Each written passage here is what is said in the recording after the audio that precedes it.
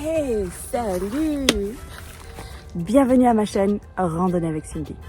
Et bien dans cette vidéo, je vous explique tout sur le Nordic Walking, sur la marche nordique. D'ailleurs, si vous êtes intéressé, régulièrement je fais des initiations. Alors, qu'est-ce que la marche nordique? Déjà, savez-vous où ça a commencé? Eh ben, c'était loin dans les années 30, en Finlande, où les fondeurs, c'est-à-dire les skieurs de fond, en été utilisaient les bâtons pour s'entraîner.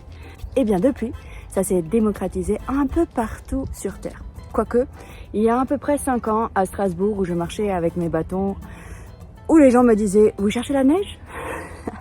Alors, ça différencie en quoi de faire une marche nordique par rapport à une balade? Eh bien, tout d'abord, le corps utilise environ 80% de musculature en plus. On va entraîner les épaules, les triceps, les pectoraux, la sangle abdominale, le dos, donc tout le haut du corps. En même temps, pour ceux qui sont plutôt recroquevillés devant leur ordinateur, eh bien la marche nordique va garder la tête haute. D'ailleurs, en parlant de tête haute, il y a environ 10 ans, une époque j'aime pas particulièrement de ma vie, mais disons-le quand même, j'ai touché le fond. Et c'est grâce à une pépite, Sandra Hoth, qui m'a amenée à la marche nordique que j'ai su remonter la pente.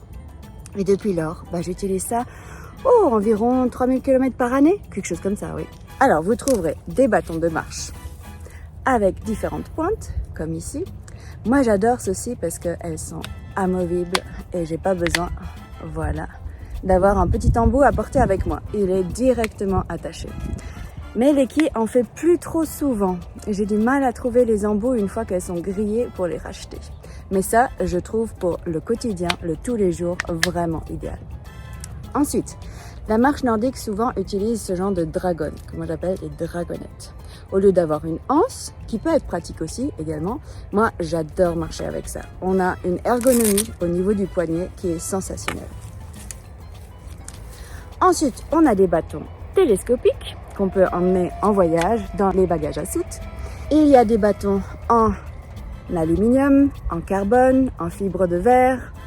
Plus c'est léger, bien entendu, plus ça monte en gamme et en prix.